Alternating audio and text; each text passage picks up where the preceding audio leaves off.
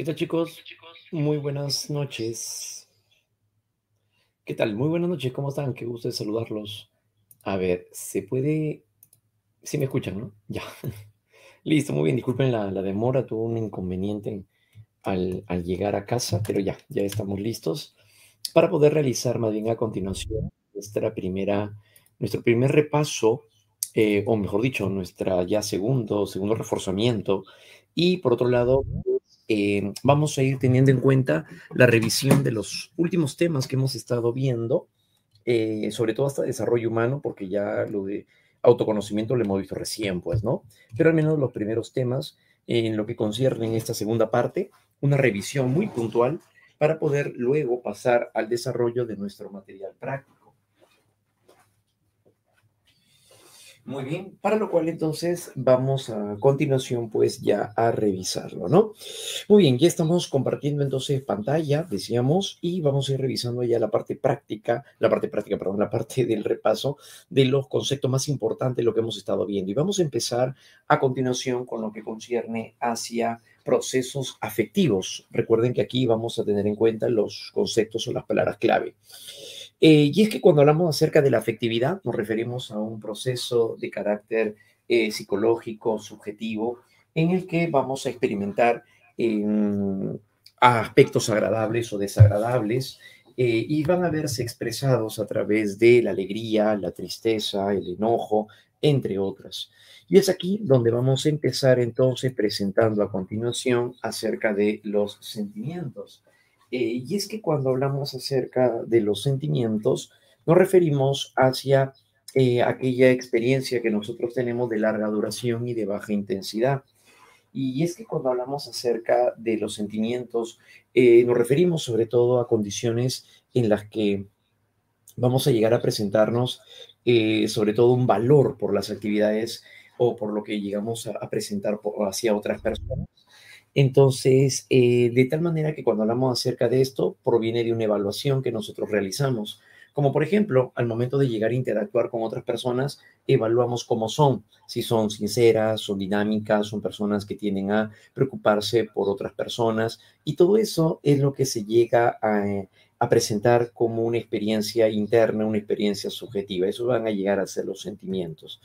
Pero por otro lado, también las emociones son más bien de corta duración, pero de alta intensidad, como la ira, como la alegría, como la tristeza, que nos llevan necesariamente hacia cambios fisiológicos. Entonces, de esa manera, hablar acerca de las emociones es referirnos a aquello que nos impulsa hacia una meta o hacia un fin. Y esa es la parte psicofisiológica. Por otro lado, cuando hablamos acerca de presentar una finalidad adaptativa, significa que las emociones van a permitirnos ajustar a nuevas situaciones, como por ejemplo el miedo nos permite afrontar una situación de riesgo al momento de llegar a experimentar tristeza, nos permite aceptar las pérdidas y las emociones son aquellas que nos van a permitir entonces adaptarnos. Eso es lo que refiere desde la perspectiva de Charles Darwin. En los principales componentes, el componente subjetivo de las emociones corresponde hacia ser consciente de lo que estamos experimentando. Entonces, al darnos cuenta acerca de qué es lo que estamos experimentando, alegría, tristeza o incluso qué lo desencadena, ser consciente acerca de ello es referirnos hacia el componente subjetivo. Por supuesto. En el componente conductual hace referencia ahora a las manifestaciones observables. Una persona que está alegre o enojada va a tender a responder mediante gestos, mediante movimientos, el tono de voz, fluidez al hablar, y todo eso a lo que se conoce con el nombre de paralenguaje corresponde hacia el componente conductual. En el ámbito fisiológico hace referencia ahora hacia los cambios biológicos que vamos a tener, ya que cuando hablamos acerca de los sentimientos como alta intensidad, entonces estos implican cambios biológicos, aceleración cardíaca, vacío en el estómago, sudoración en las manos. Eso es justamente lo que nos va a caracterizar.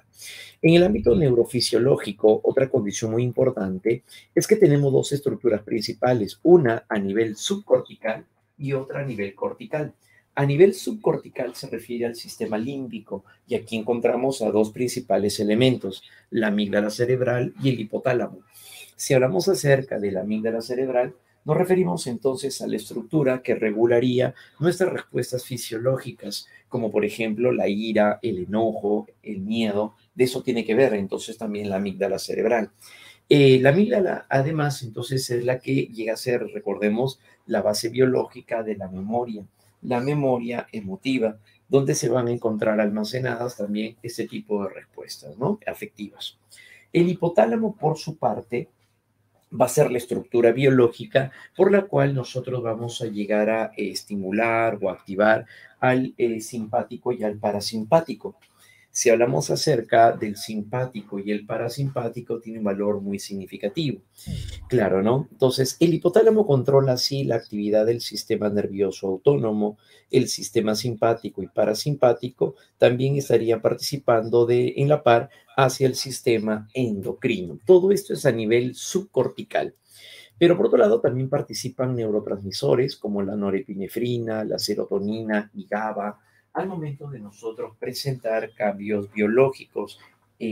Pero la parte más compleja y más sofisticada del sistema nervioso que nos permite controlar las emociones va a corresponder a la corteza prefrontal, la misma que se estaría desarrollando a partir de la adultez temprana en adelante. Y eso es justo lo que se va a ir presentando. Entonces, el córtex prefrontal tiene un valor altamente significativo. El córtex prefrontal viene a ser la corteza y esta corteza cerebral va a ser la que nos va a permitir adaptarnos hacia nuevas situaciones. Bien, entonces el córtex prefrontal tiene un valor altamente significativo para eso. Muy bien. En el ámbito de la cognición y la emoción, por otro lado, nos damos cuenta de que esto es lo que nos permite llegar a comprender por qué nos emocionamos o qué lo provoca. Y es ahí donde nos damos cuenta sobre la propuesta de Lazarus. Este es el personaje más representativo. En la teoría cognitiva de las emociones, Richard Lazarus sugiere que las emociones nacen a partir de una doble evaluación. Nos referimos a una evaluación primaria y una evaluación secundaria. Una evaluación primaria se refiere hacia el nivel de amenaza. El nivel de amenaza se refiere hacia el hecho en el cual nosotros podemos o puede estar en peligro nuestra integridad. Si es que llega a peligrar nuestro estado de bienestar, ese es el nivel de amenaza.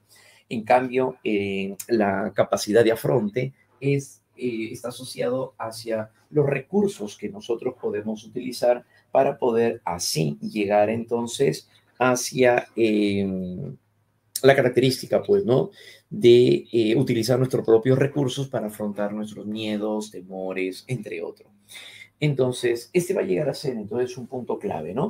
La evaluación secundaria entonces viene a ser la capacidad de afronte, los recursos con los cuales contamos para poder enfrentar lo sucedido, y eso sería la autoeficacia.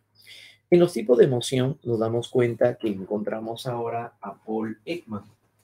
Cuando hablamos acerca de Paul Ekman, va a llegar a ser ahora el personaje que va a llegar a generar un estudio acerca de las emociones básicas o primarias y las emociones sociales o secundarias.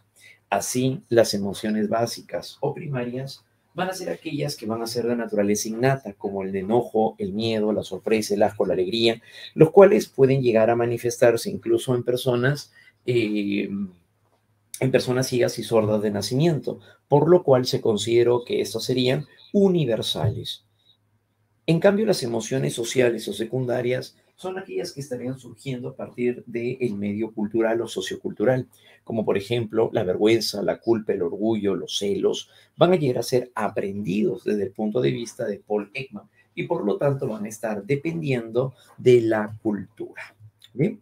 Los estados de ánimo corresponden más bien a lo que nosotros experimentamos en algún momento determinado, como por ejemplo al momento de enterarnos del fallecimiento de un ser querido o probablemente cuando nos damos cuenta que el proyecto que nosotros estábamos elaborando va a tomar más tiempo del que pensábamos. Entonces, disminuye nuestro estado de energía. Es el estado de ánimo, el cual, por cierto, también va a estar íntimamente relacionado hacia las condiciones de bienestar y malestar.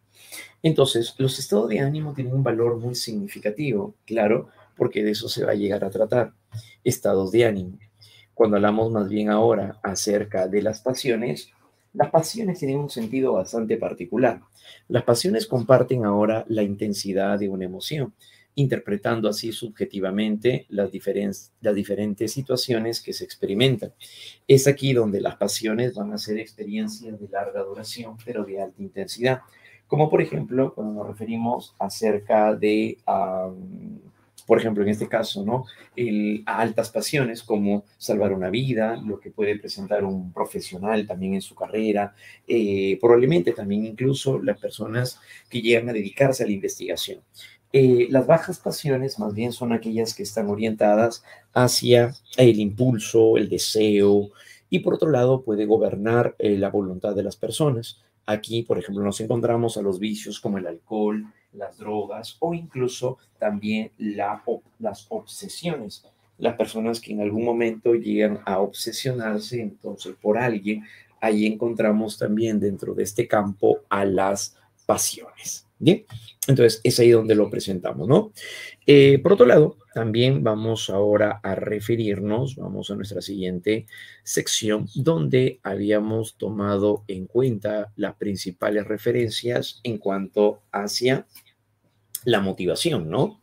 La afectividad y la motivación van de la mano, puesto que al momento en el que nosotros llegamos a presentar, por ejemplo, un buen estado de ánimo, bueno, pues eso nos ayuda, eso nos favorece, eso nos predispone para poder nosotros llegar a motivarnos también a realizar tal o cual actividad. Entonces, la motivación tiene un valor altamente significativo de esa manera. La motivación es un proceso que impulsa la conducta hacia una meta o hacia un fin. Y es aquí donde nos damos cuenta acerca de ello, factores motivacionales. ¿Bien? Entonces, ¿qué factores van a participar al momento de motivarnos? ¿Qué encontramos? Tenemos factor biológico, tenemos el factor conductual, factor cognitivo, factor afectivo y el factor ético. En este caso, en breves términos, nos damos cuenta de que el factor motivacional ligado a lo biológico se refiere a mantener un equilibrio. El equilibrio se ve reflejado como cuando nosotros llegamos a mantener un buen estado de alimentación, sueño y actividad física. Eso nos mantiene motivados. A nivel conductual se refiere a los incentivos, como por ejemplo cómo nos premiamos o reconocemos nuestra labor luego de haber realizado tal o cual actividad. Eso es a nivel conductual. A nivel cognitivo es donde encontramos ahora la parte de los pensamientos, las ideas, las expectativas y todo ello, ¿no? A nivel cognitivo se refiere a los proyectos que nosotros hacemos a largo plazo.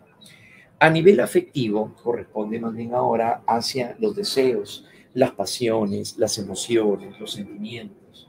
Y la afectividad está íntimamente ligada hacia ello. Los procesos afectivos, entonces, tiene que ver también con el control de las emociones o el control de los impulsos. A nivel ético, por otro lado, nos referimos ahora acerca de qué nos motiva el poder llegar a presentar un comportamiento basado en valores y el compromiso. Si no nos comprometemos a desarrollar un programa de estudio, a hacer una secuencia de este tipo de expresión, finalmente entonces termina llegando a generar un atraso, digamos, a nuestro desenvolvimiento, a nuestro desempeño. Muy bien, en el ciclo de la motivación nos damos cuenta de que toda actividad motivacional parte, en primer lugar, de el estado motivante.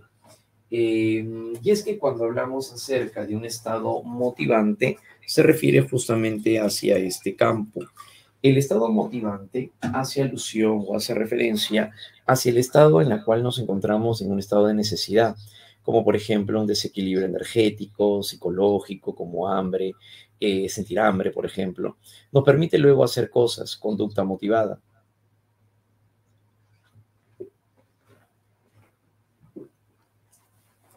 Al momento de llegar a sentir hambre, nos preparamos, decíamos, una ensalada de frutas. Muy bien, eso va a ser la conducta motivada. Una vez que llegamos a satisfacerla, entonces llegamos a nuestro estado de equilibrio o estado de homeostasis. Esto es a lo que se le va a llamar el estado de equilibrio biológico o psicológico. Claro. Pero la motivación tiende a renovarse, por lo tanto, entonces vuelve a empezar el proceso. Luego de unas horas, volveremos a sentir hambre.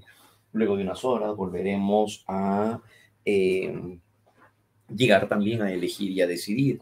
Y bueno, a partir de eso, a raíz de eso, es donde viene ahora así el ciclo de la motivación. Bien, entonces hacia eso nos referimos. Por otro lado, cuando hablamos acerca del ciclo de la motivación, nos referimos sobre todo a continuación pues a un proceso nuevo, ¿no? De adaptación y los cambios que vamos teniendo. Entonces, en el ciclo de la motivación nos damos cuenta de ello. Las necesidades, por otro lado, va a llegar a ser aquello que nos impulsa y es el punto de partida del proceso motivacional que acabamos de describir. Siendo así este punto de partida, entonces, ¿qué tenemos en cuenta? Bueno, pues las necesidades pueden ser biológicas o pueden ser psicológicas. Las necesidades que pueden llegar a ser biológicas van a ser aquellas que son de naturaleza innata, y aquí nos encontramos con las necesidades que pueden ser reguladoras y las no reguladoras. Las necesidades reguladoras y las necesidades, dijimos, no reguladoras. Así, las necesidades reguladoras se refiere a aquellas que van a mantener nuestro equilibrio biológico o la homeostasis, como el hambre o la sed. Se les llama también primarias porque de no satisfacerlas peligra la salud o la vida. En cambio, las no reguladoras, que también son biológicas, no mantienen un equilibrio. Por tanto, estas van a llegar a verse reflejadas en cuanto al sexo o la agresión. Necesidades entonces que serían biológicas y las biológicas reguladoras y las no reguladoras. Las necesidades, por otro lado, psicológicas, más bien son aprendidas. Estas pueden ser personales o psicosociales. Necesidades personales o psicosociales. Si nos referimos a las necesidades personales, estas van a llegar a ser de sociabilidad, competencia y determinación. Aquí nos damos cuenta que las necesidades pueden ser de sentirse aceptado por un grupo. En el caso de la sociabilidad, es la necesidad de comunicarse con otros. Corresponde además a la necesidad de comunicarse, dijimos, con otros. La necesidad de competencia es la necesidad de autoeficacia. Y la autoeficacia se refiere a la necesidad de sentirse capaz. Es la necesidad de sentirse capaz. Y la necesidad de determinación, que es la necesidad de elegir por uno mismo. Eh, Como por ejemplo elegir la carrera, elegir la ropa que llevamos puesta, a eso se refiere. En cuanto a las necesidades psicosociales, tenemos necesidad de logro, afiliación y poder. La necesidad de logro orientado hacia alcanzar metas y objetivos, como en su caso ingresar a la universidad. Afiliación se refiere a intimar con personas más cercanas, ya no es solamente comunicarse con otras personas, sino formar parte de la historia de ellas, y por lo tanto hablamos acerca de amar y sentirse amado. Y la necesidad de poder, que hace referencia a la necesidad de dominio o controlar, como lo que puede llegar a estar presentando alguien que va a lo mejor a las Fuerzas Armadas, probablemente, o a la policía, también necesidad de poder. ¿Bien? Las necesidades son los que impulsan y rigen nuestro comportamiento. Pero por otro lado, también tenemos tipo de motivación, los cuales la motivación intrínseca se caracteriza porque los motivos parten del propio sujeto, parten del propio individuo. Como por ejemplo, si es que nos referimos, en una motivación intrínseca,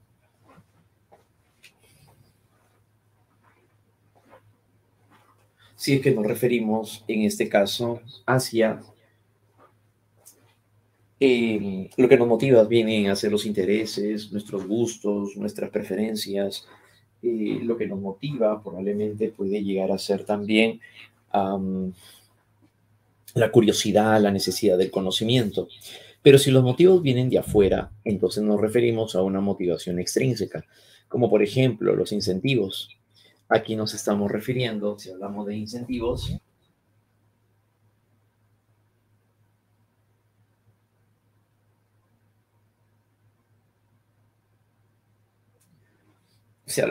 de incentivos, nos referimos, por ejemplo, a los premios, los valores, los reconocimientos sociales, el aplauso. Nos podemos estar refiriendo también acerca de el reconocimiento que podemos llegar a tener en el entorno de alguna manera, los likes que alguien puede recibir al momento de postear algo en el Facebook. Entonces, eso se convierte en un motivador extrínseco. ¿Por qué? Porque proviene de afuera. Esto es justamente lo que suelen valorar los conductistas cuando hablamos acerca de reforzamiento o, por otro lado, también acerca de evitar el, de evitar el castigo, ¿bien? Como parte de ello. Pero en la teoría de la motivación tenemos una de las principales que sería la del psicoanálisis. Sigmund Freud consideraba que lo que puede motivar el comportamiento pueden llegar a ser los impulsos reprimidos. El eros, el instinto de vida, nos lleva hacia beber, a comer, a dormir, y el tánatos nos impulsa hacia la destrucción, la ira, la destrucción. Y eso es lo que va a llegar a también pues a caracterizar, ¿no?, el comportamiento de los individuos, de los sujetos. Desde el punto de vista psicoanalítico, el conjunto de recuerdos y deseos reprimidos se conoce como complejos. Los complejos son finalmente ello, un conjunto de recuerdos y deseos reprimidos, que también impulsarían el comportamiento, dijimos, de naturaleza inconsciente. En la teoría conductista, consideran más bien que lo que motiva van a llegar a ser los llamados reforzadores, como por ejemplo si hablamos acerca de un pequeño que recibe un carrito por haber llegado a participar en un concurso, a lo mejor en el colegio. Entonces, la manera de poder motivar al pequeño fue a través de un premio, ¿no?, que le podría llegar a dar hacia todos aquellos que estarían participando. Entonces, eso estaría motivando de esa manera también el comportamiento. Eso implicaría la motivación del comportamiento. ¿Bien? Pero por otro lado, la teoría humanista de Abraham Maslow es el que llega a señalar una jerarquía de necesidades por las cuales va a comenzar a llegar a darse de manera ascendente, ¿sí? Partimos entonces de esta manera de una necesidad fisiológica, que es la necesidad de hambre, la necesidad de sed, y que es la base de las necesidades. Sobre la base de estas necesidades, luego van a comenzar a ascender. Entonces buscamos satisfacer primero el hambre y la sed para luego satisfacer la seguridad, la protección o el cuidado. Como por ejemplo, y tener un techo donde dormir, ropa que ponernos, eso es necesidad de seguridad. Luego tenemos la necesidad de pertenencia, que es la necesidad de formar parte de la historia de otros, amar y sentir amados por otras personas. Es aquí con lo cual nosotros nos relacionamos, por ejemplo, con la familia o con la pareja. La necesidad de reconocimiento es la necesidad de sentirnos aprobados por otras personas. Reconocerse también significa sentirse valioso. Reconocerse también significa sentirse valioso. Y eso es de lo que también podemos llegar a referir, ¿no?, la forma como nos manifestamos así.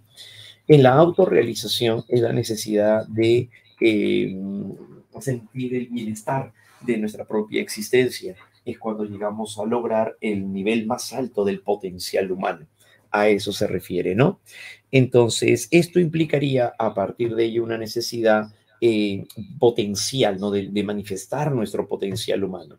Y desde el punto de vista de Maslow, así nos damos cuenta que las necesidades se buscan satisfacer, van a llegar a darse de manera ascendente, pero mientras más cercana a la base se encuentren las necesidades, van a llegar a ser también, por otro lado, más intensas. Como por ejemplo, entonces, de esta manera, entre llegar a satisfacer el hambre y terminar una carrera, necesitamos primero satisfacer el hambre.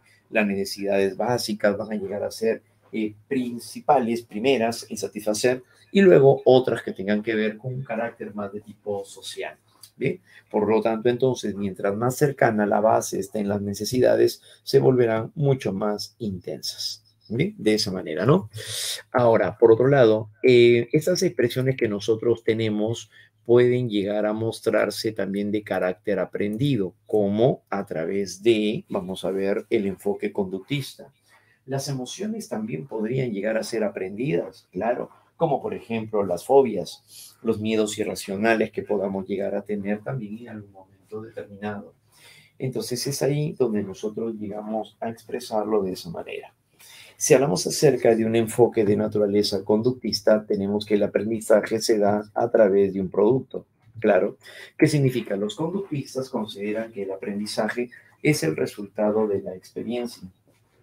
Eso es lo que va a llegar a ser ahora el aprendizaje, un resultado de la experiencia.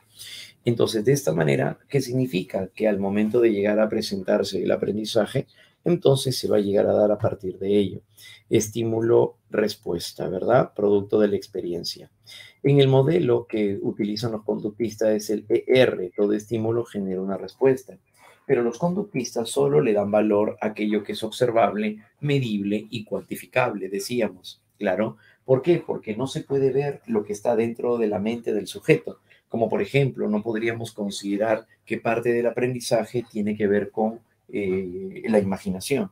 ¿Por qué? Porque no se puede ver lo que alguien está imaginando. Entonces, los conductistas son bastante radicales al considerar que solo se puede considerar aprendizaje aquello que es observable, medible y tiene estas cualidades. Por otro lado, bajo la perspectiva del condicionamiento clásico o condicionamiento respondiente, vamos a encontrarnos que Iván Pavlov llegó a establecer el principio de la asociación de estímulos, claro, en donde al momento de relacionar un estímulo con otro, se genera una respuesta aprendida. Las respuestas fisiológicas, las respuestas fisiológicas van a llegar a presentarse entonces de esta manera al momento de llegar a responder de manera biológica frente a un estímulo determinado, frente a un estímulo determinado. A eso se refiere. Cuando esto ocurre, entonces es allí donde nosotros llegamos a presentar esta condición. En el condicionamiento clásico, la respuesta fisiológica se da frente a un estímulo que originalmente no lo provocaba. Para Pavlov eso se debería a una asociación, la cual se da en este experimento que él realizó. Al someter al perrito a experimento, recordemos que lo priva de alimento. Y al momento de privarlo de alimento, le presenta primero la comida, dijimos, y el animalito saliva automáticamente. Eso no es aprendido, solo sería una respuesta innata frente a un estímulo natural. Por otro lado, luego presentó el sonido de una campana y el perrito solo presentó atención o movimiento hacia el sonido. En un tercer momento se presenta la campana más la comida y sucede que el animalito saliva frente a la presencia de la comida, así esté sonando la campana. Pero en un cuarto y último momento, basta con que suene solo la campana y el perrito va a llegar a salivar. Significa que el perrito ahora ya está condicionado. Entonces, de esta manera, Pablo consideró que la comida inicialmente correspondería a un estímulo incondicionado, ya que éste estaría llegando a generar una respuesta innata, y esto estaría dándose de esa manera. Entonces un estímulo incondicionado generaría una respuesta de la misma naturaleza, incondicionada. La campana inicialmente es neutra porque no genera todavía la salivación, solo una respuesta de orientación. La campana más la comida se convierte en un estímulo neutro más un estímulo incondicionado, y eso corresponderá a una asociación de estímulos. Por otro lado, si hablamos ahora acerca de la salivación, esto se convertirá en una respuesta incondicionada.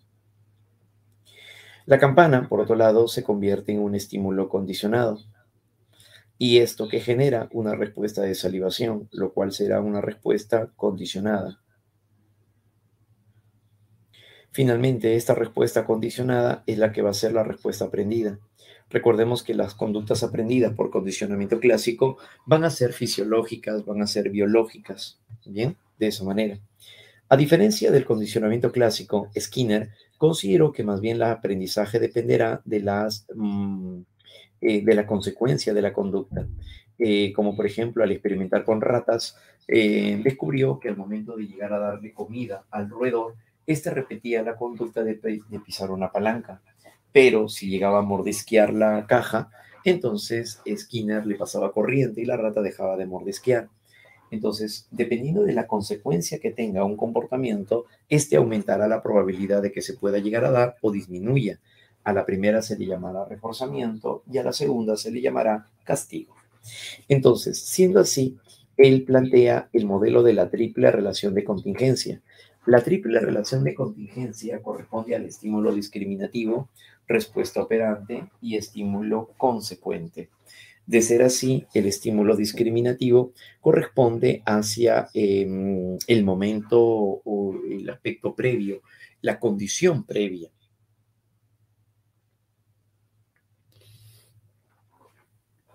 para que se pueda llegar a dar un comportamiento.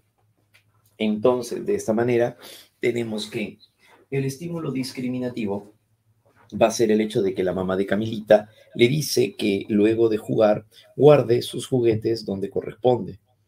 En la respuesta operante, Camilita, luego de jugar, coloca sus juguetes en el lugar donde corresponde. Bien, acto seguido, mamá le regala a Camilita una paleta y la felicita, haciendo precisamente esto último que la pequeña tienda a volver a repetir el mismo comportamiento, ¿sí? Frente a un estímulo discriminativo. Frente a un estímulo discriminativo. Entonces, el estímulo discriminativo va a llegar a presentarse bajo esas características. Por otro lado, en la triple relación en los principios del condicionamiento operante, tenemos el reforzamiento, el castigo y la extinción. Todo reforzamiento aumenta la probabilidad de que una conducta se vuelva a llegar a dar. Todo castigo disminuye. Entonces, si se quiere que una conducta se siga manteniendo, utilizamos reforzamiento. ¿Será positivo o negativo? Un reforzamiento será positivo cuando luego de emitida la conducta se presenta un estímulo que sea agradable, como por ejemplo felicitaciones, un estímulo favorable o agradable, ¿no? Felicitar al niño, guardar sus juguetes. Entonces, eso es lo que lo va a llegar a caracterizar. Sí, de eso se trata, reforzamiento positivo. En un reforzamiento negativo es más bien cuando se quita o se retira algo que llega a ser desagradable o aversivo. Entonces, el niño que hace su tarea, le llegan a dar una hoja de coloreo que a él le encanta, eso sería reforzamiento positivo. Por otro lado, a los niños que llegan a terminar su tarea, ya no tienen que limpiar el salón, eso sería reforzamiento negativo. En ambos casos, la conducta aumenta, en el primero porque se presenta algo agradable y en el segundo porque se les quitaría algo desagradable, que vendría a ser el tener que limpiar. Bien, en el caso del castigo, puede ser positivo o negativo también. El castigo positivo ocurre cuando se presenta un estímulo desagradable, como por ejemplo golpes, gritos o choques eléctricos. En cambio, el castigo negativo es cuando se retira algo que es agradable. En este caso nos referimos, por ejemplo, al momento en el cual un pequeño, un salón lo dejan sin recreo por haber gritado. Entonces, eso es un castigo negativo, le quitan aquello que les gusta, a lo cual también se le llama costo de respuesta. Ahora, recordemos también que el castigo negativo ocurre cuando se retira algo que es agradable, pero esto que se retira, que es agradable, no refuerza ninguna conducta. No tiene que reforzar, recordemos, ninguna conducta. Como por ejemplo, entonces, el pequeño que llega tarde de jugar pelota y mamá no le da mazamorra morada. La mazamorra no refuerza ningún comportamiento. Entonces, eso es castigo negativo. Eso es todo. En el caso de la extinción, ocurre que se retira también, pero ahora una conducta va decayendo porque se retira el reforzador que mantiene la conducta. Claro, ¿no? La conducta va decayendo porque se retira el reforzador que mantiene la conducta. Esa es la extinción. Entonces, de ser así, de darse de esta manera, en el caso de la extinción va decayendo el comportamiento, por supuesto. Esa es la extinción. Pero es porque ahora se retira el reforzador que mantiene una conducta. En este caso, a eso entonces es a lo que nos referimos cuando nos referimos o cuando tomamos en cuenta la extinción. La conducta así desaparece. Bien, entonces, si hablamos acerca de la extinción, cuando hablamos acerca de la extinción, vamos a tener en cuenta este valor significativo. Muy bien, eso es en el caso de la extinción. Una conducta entonces decae paulatinamente hasta lograr eliminarse, ¿no? O retirarse. Entonces, en este caso, por ejemplo, si un niño llega a ser muy bromista y todos los compañeros llegan a reírse, sucede que mientras se refuerza el comportamiento, la conducta se mantiene. Pero cuando retiran el reforzador, que sería la aprobación de los compañeros, entonces la conducta comienza a decaer hasta que desaparece. A eso es a lo que le llamaríamos extinción. Entonces, no hay que confundir la extinción con el castigo negativo. ¿Bien? Muy bien. Por otro lado, también encontramos el aprendizaje, pero desde la perspectiva del cognitivismo. Esta es otra disposición en donde nosotros, al momento de llegar a aprender, Ahora, ¿de qué va a depender? Va a depender de cómo nuestra mente trabaja, cómo nuestra mente asocia, cómo nuestra mente llega a construir diversas representaciones. Entonces ahí tenemos al aprendizaje cognitivo. Los cognitivistas se desarrollan sobre todo hacia la década de los años 60 en Estados Unidos con el desarrollo de la era computacional. Y es por eso que se llegó a considerar que nuestro cerebro trabajaría muy parecido, trabajaría análogamente a como lo hace un ordenador, como lo hace una computadora.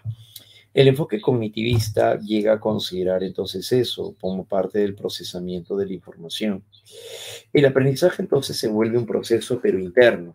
Para los cognitivistas, el aprendizaje, dijimos, es un proceso interno, en donde lo que hacemos es llegar a procesar información, asociamos, relacionamos, inferimos, deducimos, comparamos, y el resultado es finalmente lo que nosotros respondemos o construimos. Por eso es que el término del constructivismo es muy familiar cuando hablamos acerca del aprendizaje de esta manera. Entonces, el aprendizaje como un proceso se va a llegar a entender como aquella forma de aprendizaje donde nosotros llegamos a presentar una actividad o un proceso interno de procesamientos, donde el modelo ahora será el EOR, claro, ¿no? El EOR significa estímulo, organismo, respuesta. Este modelo nos indica de que cuando recibimos la información del entorno, nuestra mente, que sería el elemento organismo, es la que contiene a los llamados procesos mediadores. ¿Y estos qué bienes van a ser? Los procesos mentales cognitivos, como hablamos acerca de el pensamiento, la memoria, la imaginación y en general la inteligencia. Entonces, todo ello es a lo que se hace alusión. Muy bien, los procesos mediadores son también llamados constructos hipotéticos, es decir, representaciones teóricas, porque no se pueden llegar a captar o registrar directamente. Bien, entonces de esta manera, ¿cómo se explica el aprendizaje cognitivo? Bueno, pues uno de los principales modelos va a ser el modelo del procesamiento de la información, o también conocido como la TPI, por la teoría del procesamiento de la información. Según la TPI, nos indica que al momento de llegar a aprender, eso va a depender ahora del procesamiento que nosotros llevamos a cabo. Y bueno, pues no, siendo así, este modelo entonces sigue los patrones del paradigma llamado computacional, donde la mente funciona como un ordenador. El sujeto tiene la capacidad para poder recoger información del medio, procesarla y tomar decisiones también según sea pertinente.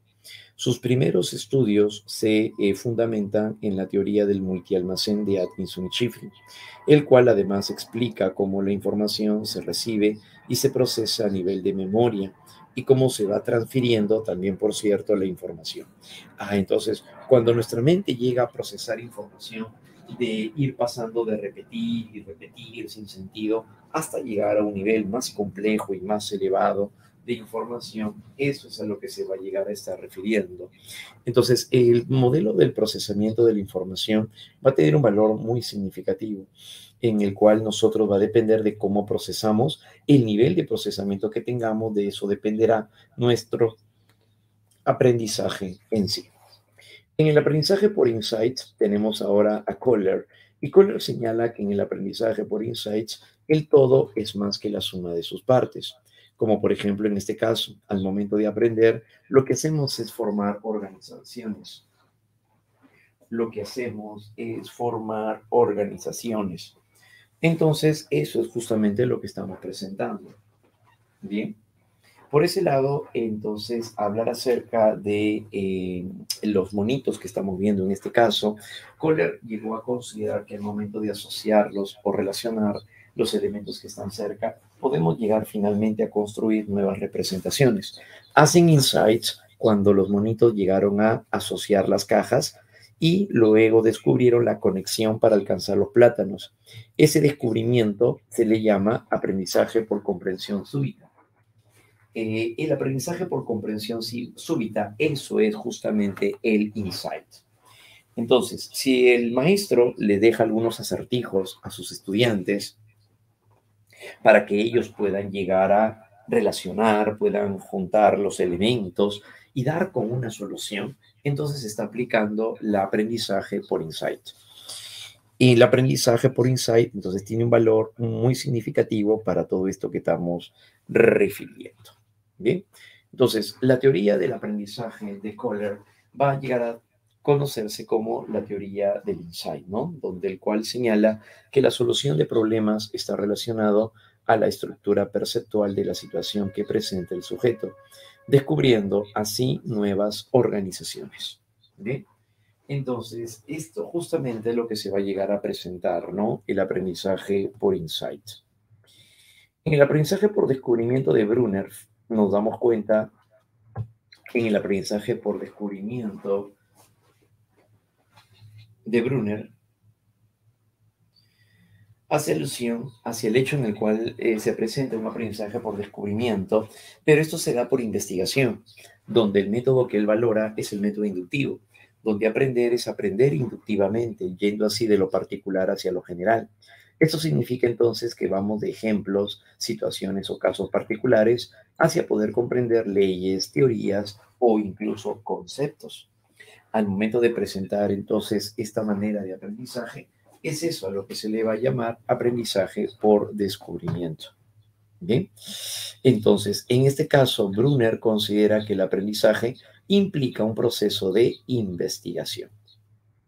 Desde la perspectiva de Ausubel, en el aprendizaje significativo, es la experiencia ahora de relacionar un conocimiento nuevo con un conocimiento previo, es decir, el nuevo conocimiento se incluye en los llamados saberes previos. Claro, ¿no? Ese es el aprendizaje significativo, donde el nuevo conocimiento se incluye en los saberes previos.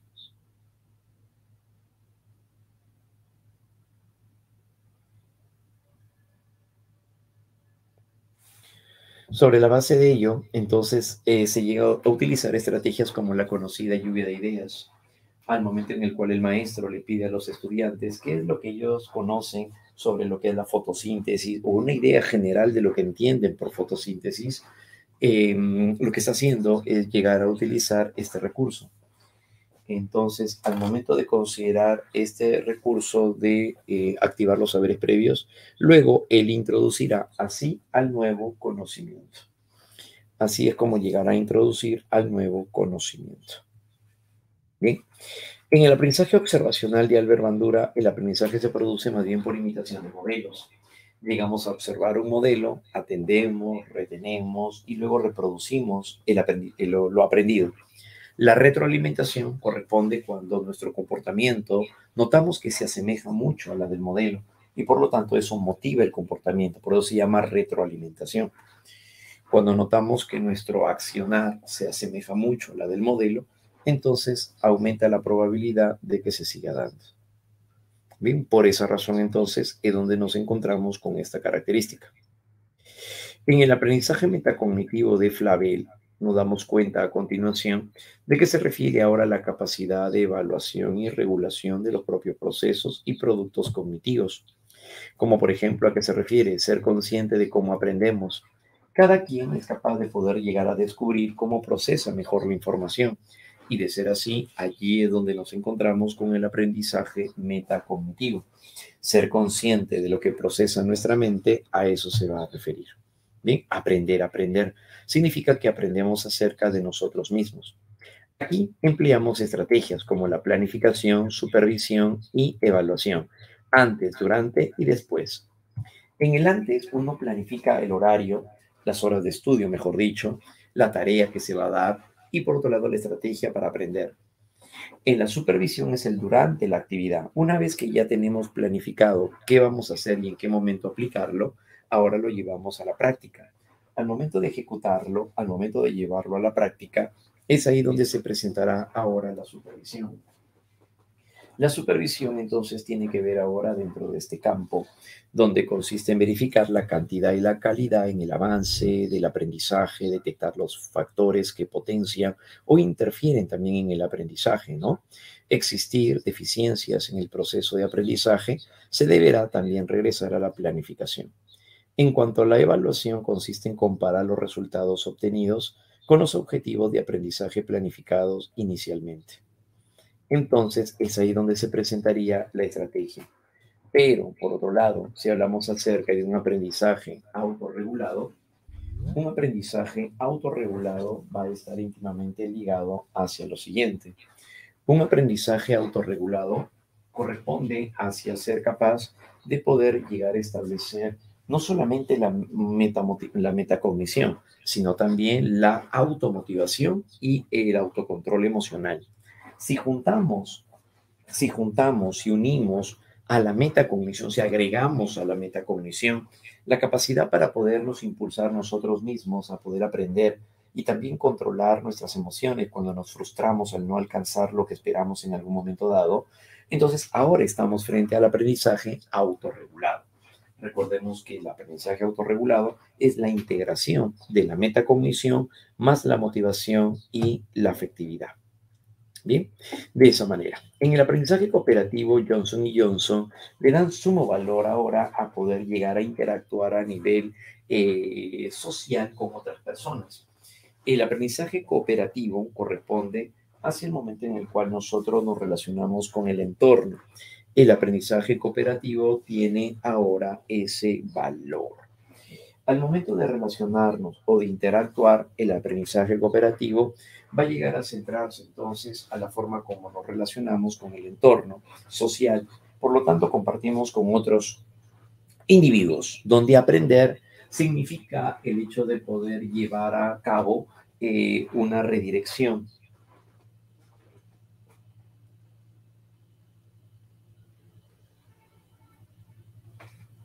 Una redirección de lo que van a llegar a ser entonces nuestras metas y objetivos comunes. El aprendizaje cooperativo se caracteriza porque cada integrante del grupo tiene un rol y además se enfocan hacia fines comunes. Bien, eso sería el aprendizaje cooperativo, en donde se le da un fuerte valor a la actividad que nosotros realizamos. Bien, por otro lado, otro de nuestros temas que habíamos revisado también corresponde ahora, dejamos ahí el aprendizaje y nos vamos ahora hacia lo concerniente a desarrollo humano. Claro, ¿no? En nuestro tema de desarrollo humano vamos a encontrarnos ahora con el siguiente aspecto. El tema de desarrollo humano va a estar enfocado hacia el hecho en el cual se presenta un estudio desarrollado por una rama de la psicología pura llamada psicología evolutiva o psicología del desarrollo. En la psicología evolutiva o psicología del desarrollo, es aquella en la cual ahora plantea lo siguiente, ¿no? Considera de que el desarrollo humano viene a ser un proceso de cambios y de estabilidad que se va a llegar a mostrar de manera física, de manera psicológica también, y esto va a ser expresado de manera cualitativa y cuantitativa, que atravesamos finalmente a lo largo de nuestro ciclo de la vida. Claro, entonces el desarrollo humano va a ser eso, es un proceso de cambios y estabilidad. No solamente cambiamos, sino mantenemos estable también ciertos cambios. Pero van a aparecer ciertos factores, claro, como por ejemplo el factor biológico. El factor biológico en el desarrollo humano tiene que ver con herencia. La herencia entendida como la transmisión de los caracteres de los progenitores hacia la descendencia a través de los genes. Aquí no solamente nos interesa el aspecto biológico como la herencia únicamente del genotipo y del fenotipo, sino que además la herencia también puede predisponer el desarrollo de aptitudes o capacidades, como para la música, como para los números, como para el canto, el deporte, y también nos puede predisponer también hacia trastornos como la depresión, como la ansiedad, como el alcohol, las drogas. Entonces, si nosotros llegamos a presentar una tendencia hereditaria, eso predispone nuestro comportamiento. Bien, eso se llama herencia. Pero por otro lado también tenemos lo congénito. Lo congénito se refiere a aquello que nosotros adquirimos durante el proceso de gestación. Claro, son eventos que se presentan desde la fecundación hasta el momento del parto. Como por ejemplo, si la madre llega a consumir alcohol o drogas durante la gestación, el pequeño puede presentar alteraciones, a lo que se le llaman factores teratógenos. Los factores teratógenos o teratogénicos van a llegar a ser aquellas sustancias o incluso enfermedades que pueden propiciar o generar alguna malformación, generando así anomalías cromosómicas, por ejemplo, ¿no? Entonces, cuando hablamos acerca de lo congénito, tiene un valor altamente significativo. Lo congénito tiene entonces esta forma de expresión. Por otro lado, también aparece la maduración como parte de un factor biológico. Vamos a ir cambiando de manera progresiva, por ejemplo, desde la cabeza hacia los pies, a lo que se le llama principio cefalocaudal. El desarrollo se va dando de tener control de la cabeza, tener control del tronco y tener control de las piernas. Por eso es que finalmente caminamos y es recién al año 3 meses. Durante todo ese proceso hemos pasado por un proceso de maduración. Entonces, la maduración son cambios internos que se van dando de arriba hacia abajo, pero también podemos presentar cambios que se van a llegar a dar de adentro hacia afuera, de lo más cercano al tronco hacia lo más alejado del tronco. Y esto corresponde hacia el principio próximo distal. El crecimiento ocurre desde el interior hacia el exterior, es decir, desde lo más cercano al tronco hacia lo más alejado del tronco. De esta manera, lo último que nosotros hacemos es llegar a escribir. Claro, porque las manos y los dedos viene a ser la parte última de lo que podríamos estar presentando. Entonces, el principio próximo distal tiene que ver con estas características, presentadas sobre todo así y de esta manera.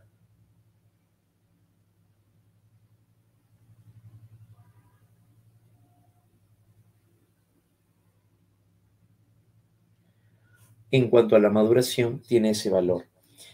Por otro lado, si hablamos acerca del factor social, el factor social tiene que ver ahora con un factor aprendizaje, donde nosotros llegamos a estar impactados en nuestro desarrollo según el proceso de socialización, como por ejemplo la familia, las funciones de la familia y sobre todo los estilos de crianza. Porque como recordaremos, los estilos de crianza son aquellos que van a ir moldeando también nuestra personalidad. Entonces, de eso se trata cuando hablamos acerca del factor psicosocial. Y es eso a lo que nos referimos con respecto hacia el factor psicosocial. Muy bien.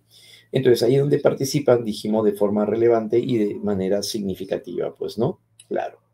En el factor personal, por otro lado, corresponde más bien al conjunto de experiencias de las cuales cada uno vive de manera independiente, como por ejemplo nos toca vivir tal vez el fallecimiento de un ser querido o la separación de los padres, el bullying o incluso la violencia sexual. De darse esto, son eventos o episodios que no están programados, pero sin embargo suceden o nos tocan vivir en algún momento y que esto puede llegar a ser también impactante para el desarrollo de nuestra personalidad. Sí, eso va a llegar a presentarse en cuanto al factor personal.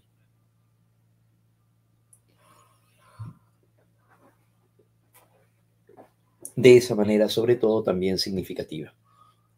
Bien, como parte entonces del factor personal. Etapas del desarrollo. En las etapas tenemos la etapa prenatal y la etapa postnatal. La etapa prenatal se refiere antes del nacimiento y por lo tanto corresponde a todo el proceso de gestación, el cual dura entre 36 y 40 semanas. En la etapa prenatal vamos a encontrar periodos del desarrollo.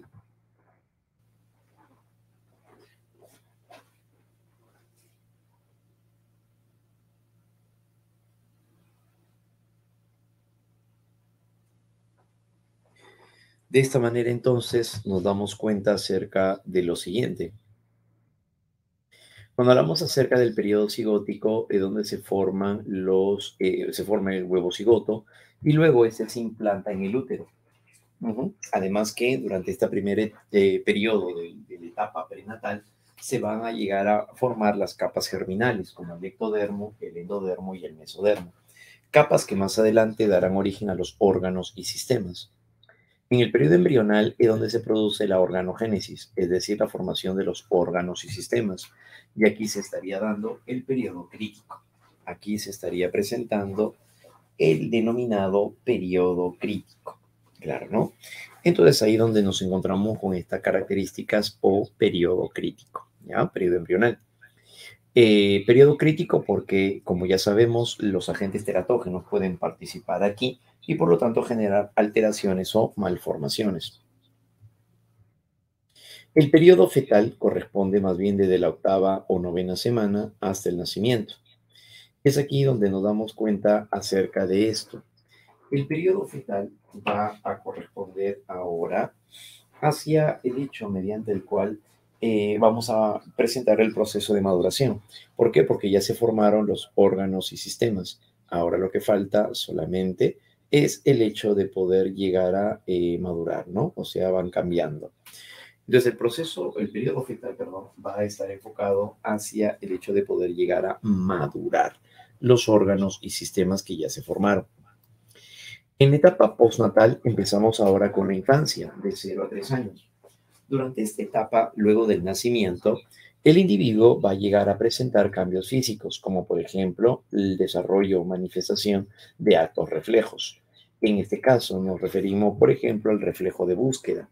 Cuando se llega a presentar el pezón de mamá cerca de los labios o la mejilla del pequeño, entonces se presenta el reflejo de búsqueda. En un reflejo de búsqueda es donde se va a llegar a dar esto, ¿no? El movimiento que se va a llegar a tener. En el reflejo de succión, o también llamado reflejo de Ozar, es más bien ahora cuando el pequeño comienza a succionar la leche materna o incluso succiona su dedo. Estos reflejos, recordemos, van a llegar a ser manifestaciones del desarrollo neurológico. En el reflejo de prensión, por otro lado, o reflejo palmar, es cuando el pequeño abre y cierra las manitos. Cuando siente algo en la palma de su mano, cierra haciendo un puño. Eso se llama reflejo de prensión. También tenemos el reflejo de cuello tónico, el cual al estar boca arriba el pequeño llega a voltear la cabeza y levantar un brazo, asumiendo así la posición de esgrimista. Recordemos que se le llama así esgrimista porque tiene la posición muy semejante a los esgrimistas al momento de combatir. En el caso de Babinski se refiere a la de la planta del pie, donde al momento de rozar la planta del pie, el pequeño arquea el pie y mete los deditos. En el reflejo de Moro corresponde hacia estímulos, un estímulo de alta intensidad como el cerrarse una puerta o tal vez un grito, un sonido fuerte, una sirena de bomberos. El pequeñito tiende a estirar los brazos, las piernas y echa la cabeza hacia atrás. Eso se conoce como el reflejo de Moro. Eso corresponderá ahora al reflejo de Moro. ¿Bien? Excelente. Por otro lado, en el dominio cognitivo, a nivel sensorio-motriz, recordemos que se presentaría el Piaget y es aquí donde conocemos el mundo que nos rodea a través de los sentidos. Llevamos a la boca las cosas, las manipulamos, lanzamos y ahí se presentan las reacciones circulares, primarias, secundarias y terciarias. Pero el logro más significativo es la permanencia del objeto. Cuando Piaget llegaba a cubrir con una manta un objeto con el cual el niño estaba manipulando, luego este era capaz de poder cubrir o lanzar o cogerlo hacia un lado y poder nuevamente manipularlo. Entonces de darse eso, ahí se presentaría la permanencia del objeto. Entonces, la permanencia del objeto va a tener un valor altamente significativo, ¿sí? Porque correspondería hacia el hecho mediante el cual va a llegar a asumir la existencia de un objeto a pesar de que no lo puede ver. ¿Y por qué sería un logro más significativo? Porque es aquí donde está formando símbolos.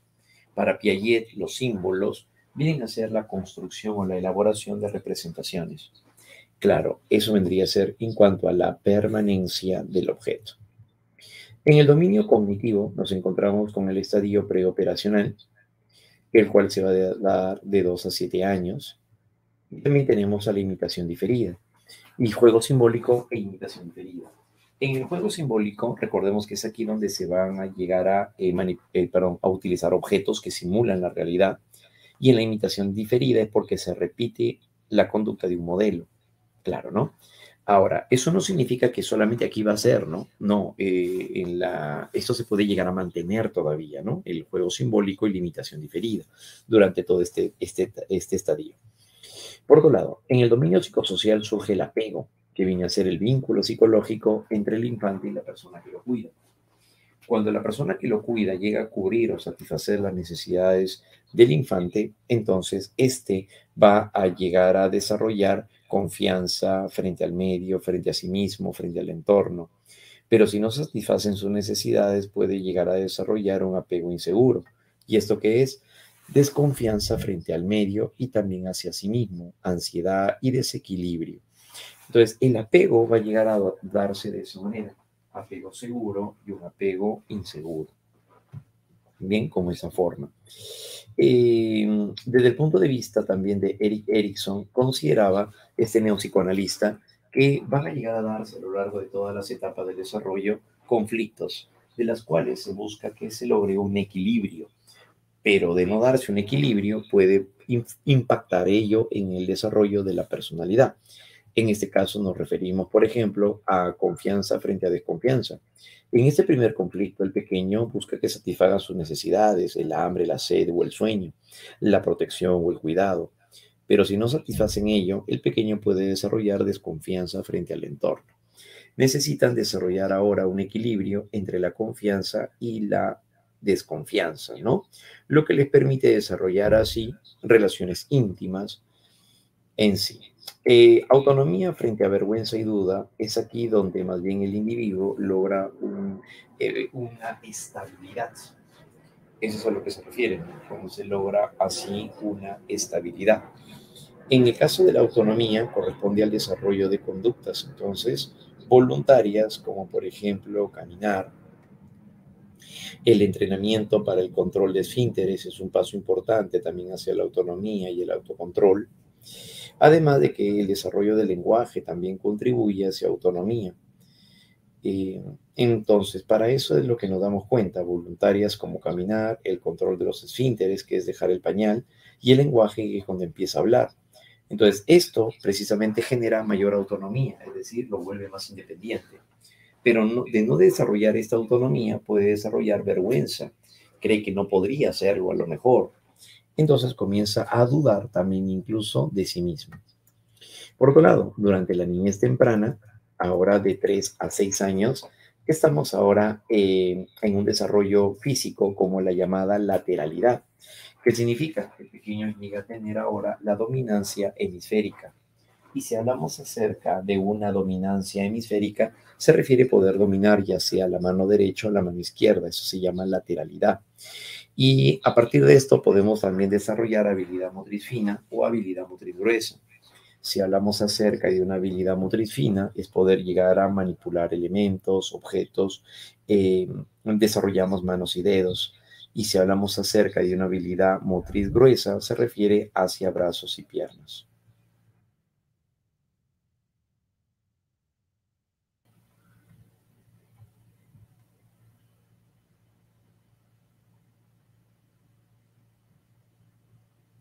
En cuanto al desarrollo cognitivo, corresponde hacia el estadio preoperacional de 2 a 7 años. En ese tiempo, el infante no requiere de estímulos sensoriales para actuar o pensar, pues recurre también a lo aprendido. El llamado preoperatorio se le llama así porque ya no necesita de elementos físicos para poder pensar o representarlos, sino que utiliza solamente sus imágenes mentales. Entonces, este individuo, el sujeto, lo que hace ahora es dibujar, por ejemplo, a papá y a mamá. Al dibujar a papá y a mamá, lo que hace es llegar a formar representaciones de ellos. Y esto va a llegar a corresponder entonces de esa manera. Muy bien. El pensamiento entonces simbólico tiene un valor muy importante. ¿Por qué? Porque va a ser representativo, ¿no? Claro, va a representar entonces de esta manera objetos o elementos cuando ya no necesitamos verlos directamente. ¿Bien? El lenguaje también vendría a ser parte de un pensamiento simbólico. A nivel psicosocial se forma la identidad de género, significa el sentirse varón o sentirse mujer. Claro, llegan a apelar más a la fantasía y la imaginación, por lo que entonces tienden al no conocer las leyes de la naturaleza, tratan de complementarlo eso a través de la fantasía y de la imaginación. Por otro lado, también van formando una imagen de sí mismos, a lo que se le llama autoconcepto. Por eso los mensajes que se le dan a los niños finalmente terminan siendo autorregulados. el niño termina creyendo lo que le digan. ¿Por qué? Porque va a estar íntimamente ligado hacia esta expectativa.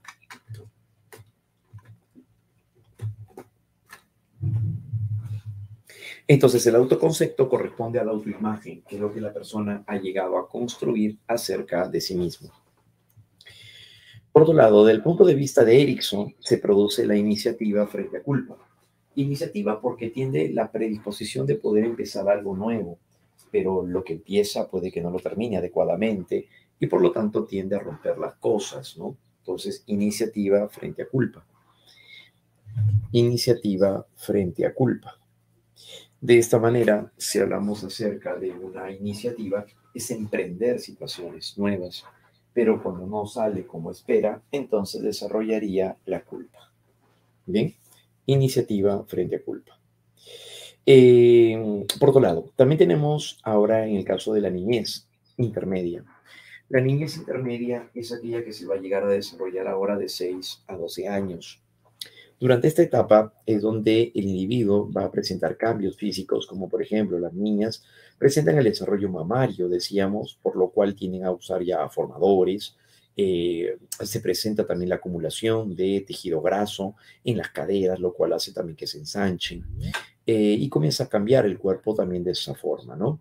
Aparecería la llamada pubescencia, que son los cambios sexuales secundarios, como el crecimiento del vello púbico, y también pueden llegar a empezar en algunos casos lo que sería la primera menstruación, ¿no? O sea, se da la menarquía. Y al empezar el periodo menstrual ya estaría dándose una manifestación de madurez biológica para poder reproducirse.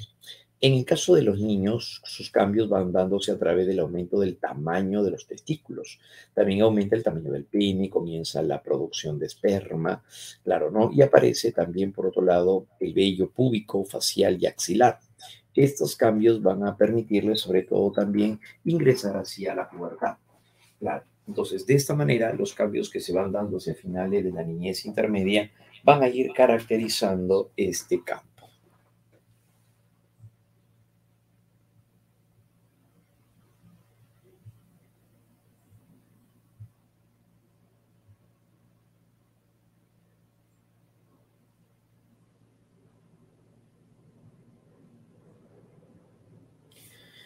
Por otro lado,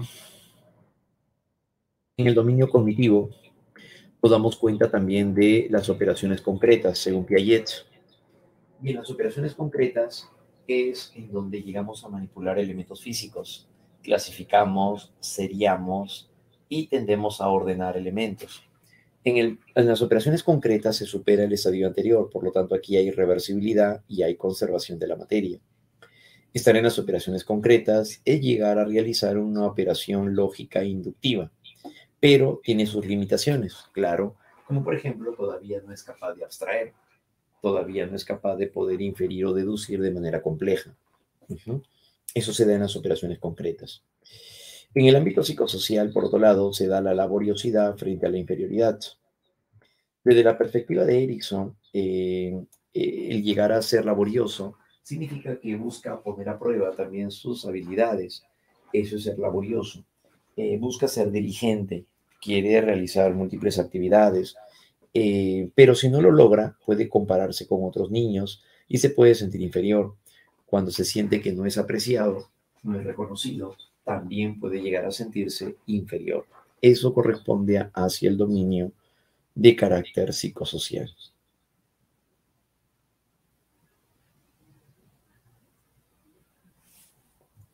Dominio de carácter psicosocial.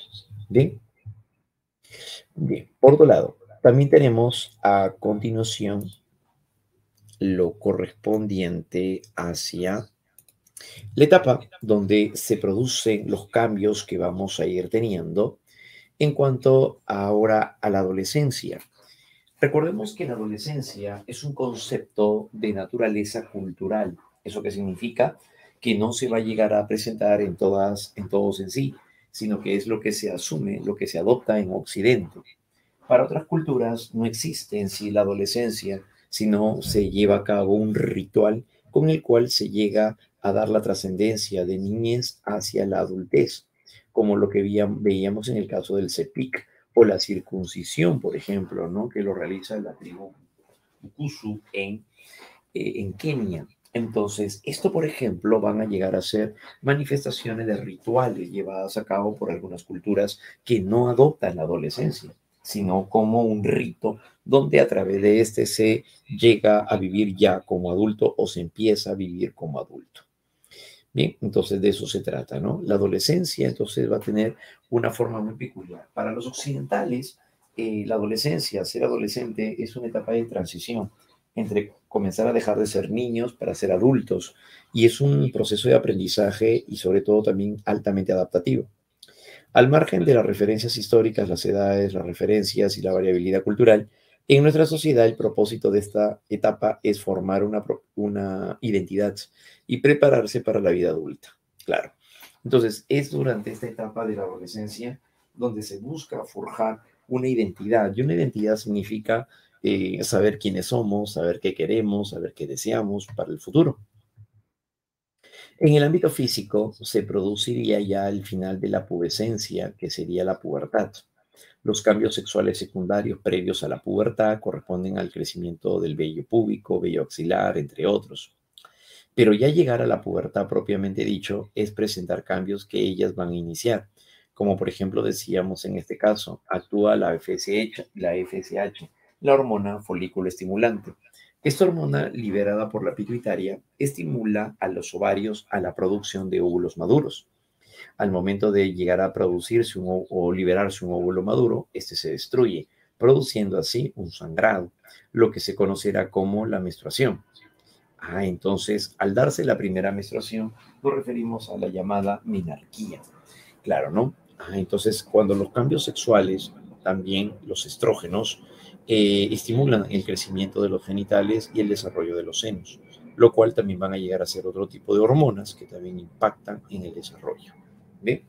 Entonces, de esa manera, los cambios que van a ir teniendo ellas se van a ir reflejando de esta manera, ¿no? Cuando hablamos acerca de ellas. Muy bien. Por otro lado, en el caso de los varones vamos a ir presentando cambios como la LH o la hormona luteinizante. Esta también se libera a nivel de la pituitaria y esta estimula a los testículos hacia la producción de espermatozoides maduros. Claro. Entonces,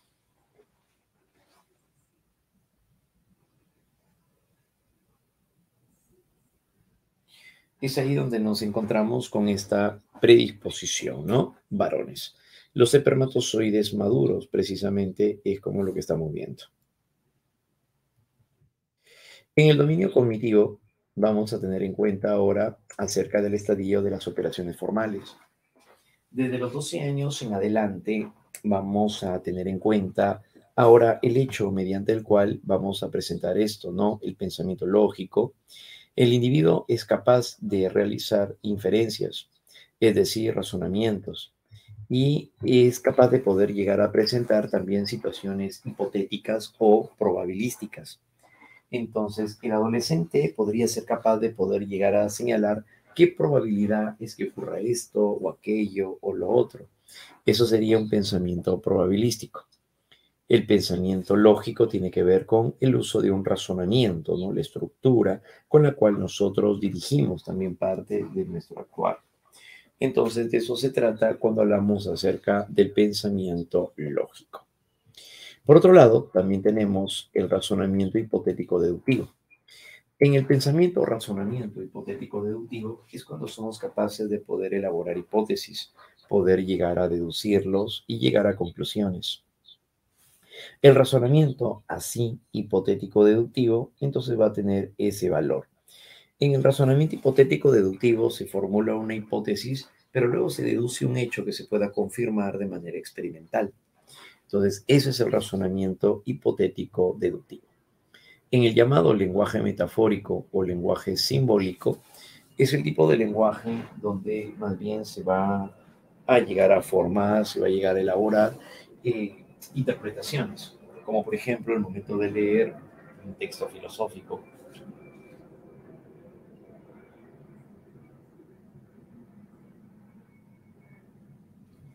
Como por ejemplo el momento de leer, dijimos un texto filosófico.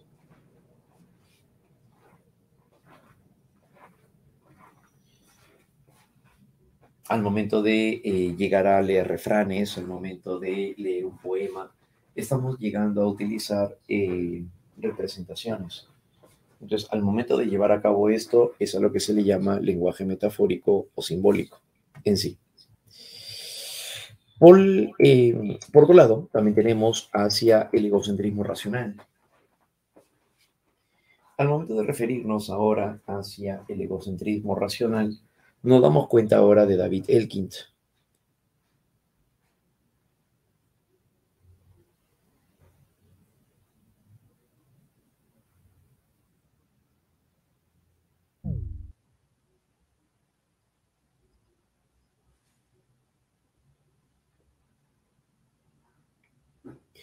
Desde el punto de vista de David Elkind, el adolescente todavía no se aleja del egocentrismo y presenta una audiencia imaginaria. En una audiencia imaginaria, el individuo llega a formar una imagen de estar acompañado. La audiencia imaginaria, mejor dicho, es la idea de creer que lo están viendo, lo están observando a cada momento. La idea de creer que sentirse observado, eso es la audiencia imaginaria. Entonces, es la suposición de que los demás lo están observando precisamente a él o de manera constante, lo cual entonces explica por qué el adolescente también se preocupa mucho por su apariencia. Claro, ¿no? Al momento de creer que lo están viendo, lo están observando, se preocupa bastante por su atuendo, su peinado, su peso, el vestir, entre otros.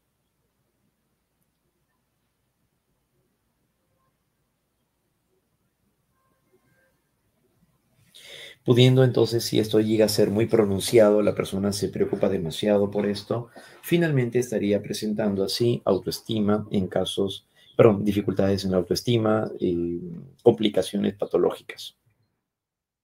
En la fábula personal es cuando el adolescente más bien tiende a creer sentirse invulnerable y por lo tanto cometer ciertas imprudencias o riesgos innecesarios. Claro, ¿no? Esa es la fábula personal. En la fábula personal, el adolescente puede tomar riesgos, lo cual, por cierto, estaría muy fuertemente relacionado como cuando se llega a tener algún primer encuentro sexual. Creer entonces que la primera vez o el primer encuentro sexual que tenga, pues ella no va a salir embarazada, ¿no? Entonces, el llegar a creer eso es parte de su fábula personal, creyendo en que en verdad no podría llegar a sucederle eso a él. ¿Bien? De esa manera. Por otro lado, en el ámbito psicosocial tenemos en cuenta la labilidad emocional, donde los adolescentes tienden a cambiar o a variar sus estados afectivos, tienden a mostrarse a lo mejor en algún momento, tienden a mostrarse en algún momento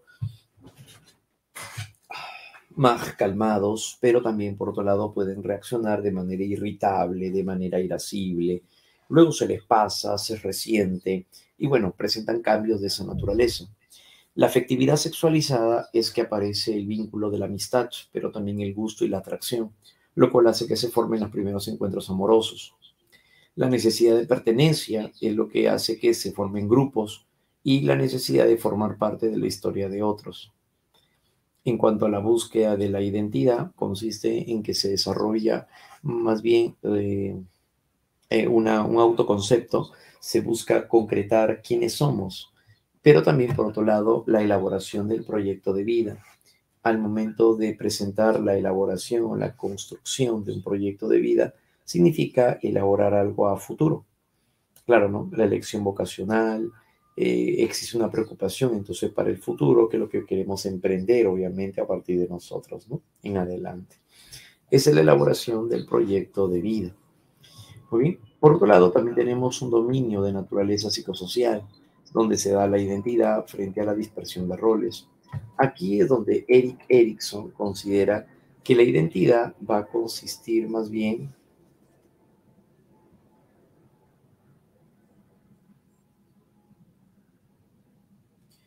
en llegar a construir nuestro yo, que es la representación de quienes somos, versus una dispersión de roles. Y hablar acerca de una dispersión de roles se refiere a poder llegar a presentar múltiples actividades o funciones. Entonces el adolescente puede dejar de estudiar algo y empezar algo nuevo pero lo que empieza tampoco no lo termina. Y esto estaría representando su confusión, ¿no? Es la dispersión o la confusión de roles. No sabe realmente qué es lo que quiere para él mismo.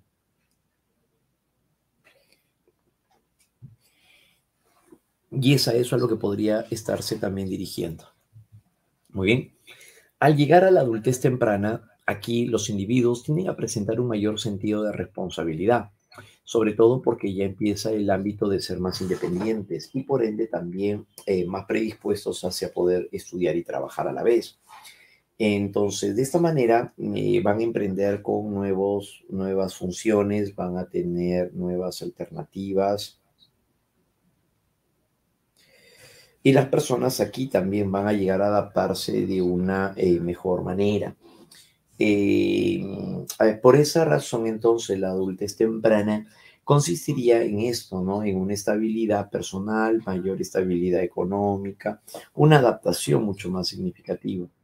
En el dominio físico, en la adultez temprana, es donde aparece la mejor condición física. El individuo tiene mayor fuerza, mayor resistencia y también presentaría un mejor desempeño a nivel sexual, porque se encontraría en su mejor condición. La predisposición a tener enfermedades puede ser vinculado hacia un ámbito más congénito y por otro lado también si es que hay algún tipo de enfermedad hereditaria, ¿no? Pero por lo general los jóvenes se encontrarían en la mejor condición de salud. Por otro lado, a nivel cognitivo se encontrarían en el llamado nivel postformal o estadio postformal. Esto ya no es de Piaget, esto es desarrollado por Jan Sinot. Esto es desarrollado por Jan Sinot. Jan Sinot ahora nos llega a presentar la idea de su pensamiento postformal. Él creía que Piaget cometía un error al creer que solamente las operaciones formales en adelante se podrían llegar a mantener hasta la edad adulta.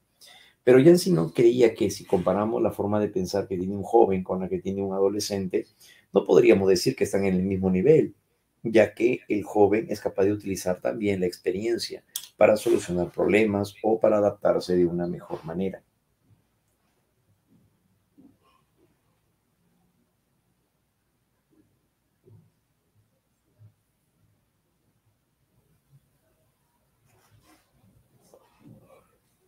O para adaptarse de una mejor manera.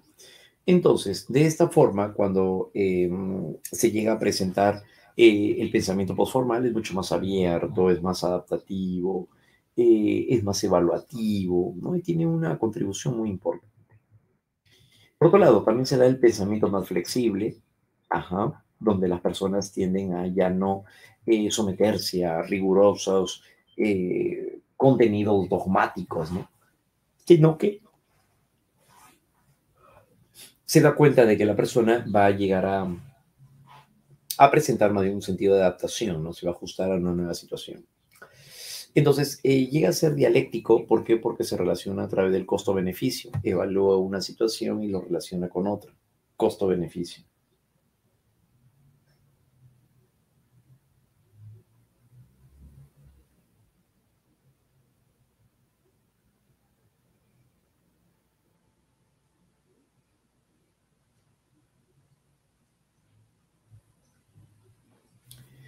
Muy bien, y por lo tanto, entonces el pensamiento postformal es más evaluativo, es más analítico y sobre todo más flexible, ¿no? Evalúa las situaciones y sobre todo también considera el contexto, considera las situaciones para poder tomar decisiones.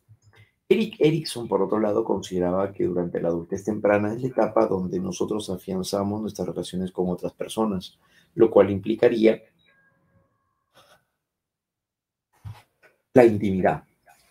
Pero si no queremos ahora comprometernos con nadie y queremos estar solos, a eso se le llama aislamiento.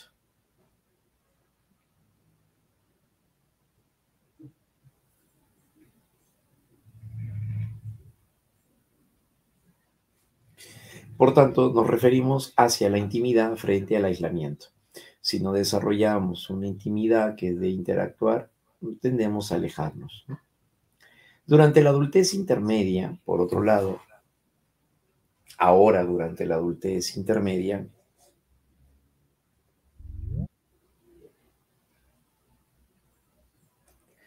Es una etapa donde se presenta el llamado climaterio en el ámbito físico. ¿Esto qué significa? Es la antesala hacia la menopausia y la andropausia. Entonces, en el caso de las mujeres, la menopausia viene cargado de acontecimientos como bochornos, incremento de la presión arterial, vértigo, mareos, irritabilidad, depresión. Y en el caso de los varones, disminuye la función eréctil también, la función sexual se genera acá. Hay una disminución de la vitalidad y de la virilidad. Además de que también se disminuye en la masa muscular y la fuerza. Cambios ahí también en la estructura ósea, dificultad para alcanzar y mantener la erección, y hay de una disminución de la fuerza y el volumen eyaculatorio, es decir, hay cambios muy significativos.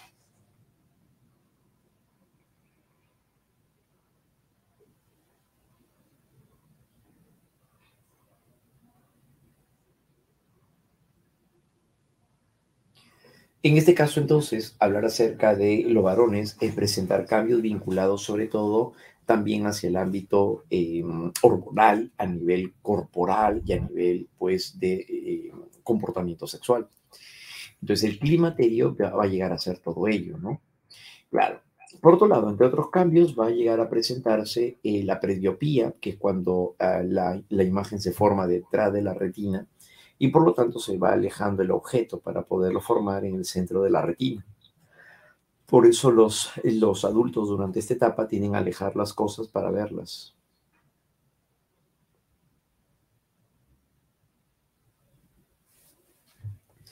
En ese sentido, entonces, es ahí donde también va a depender mucho del estilo de vida que se haya tenido. Si se ha llegado a presentar un estilo de vida saludable, bueno, pues aquí va a suceder de que va a favorecer hacia su desempeño de esa manera. Por otro lado, también tenemos en el campo del dominio cognitivo durante la adultez intermedia, en el dominio cognitivo, el individuo presenta el máximo desarrollo intelectual. Recordemos que durante esta etapa ya no se centra tanto en la cantidad de lo que produzca, sino en la calidad de lo que haga. Claro, ¿no? La calidad de lo que produzca, aquí es donde se vuelve lo más significativo. Pero por supuesto, y esto es justamente entonces lo que lo va a llegar así a caracterizar. ¿Bien? Entonces, por eso los mejores científicos, escritores y artistas consiguen también sus mejores logros en esta etapa, aun cuando la producción disminuye en cantidad, llega a aumentar en calidad. Eso significa que durante esta etapa, en la adultez intermedia, entonces los adultos tienen que adaptarse de una mejor forma, ¿sí? Y utilizan su intelecto ya no para producir tanto, sino para mejorar en la calidad del producto. Tienden a escribir obras, por ejemplo, llegan a escribir ensayos, ahí tienen a sus profesores de la universidad que hacen investigaciones. Entonces se centran principalmente en poder valorar ello, ¿no? La productividad intelectual tiene que ver mucho. También ahora pues con la experiencia, pero más de tipo profesional. Por otro lado, durante la adultez intermedia también aparece un gran valor por guiar a las nuevas generaciones. Las nuevas generaciones no se trata solamente de los padres a los hijos. Como por ejemplo cuando papá o mamá aconseja a los hijos acerca de seguir una carrera universitaria, ser más independiente, valerse por sí mismo, entre otros. Sino que también esto puede verse reflejado como cuando los maestros guían a sus pupilos. Claro, estando en la universidad, supongamos, en la facultad, pues no sé, de administración, la maestra es la que les explica a sus estudiantes lo importante que es estar siempre actualizados. El aporte de la ciencia también cambia, se adapta y obviamente mejora, pero para eso se necesita, se requiere de tener un buen sistema de adaptación. Entonces, para poder lograr eso, es importante que los individuos puedan llegar a formarse y formarse de manera continua, ¿no? Tener cursos de actualización. Lo que está haciendo la maestra, entonces, es teniendo también generatividad.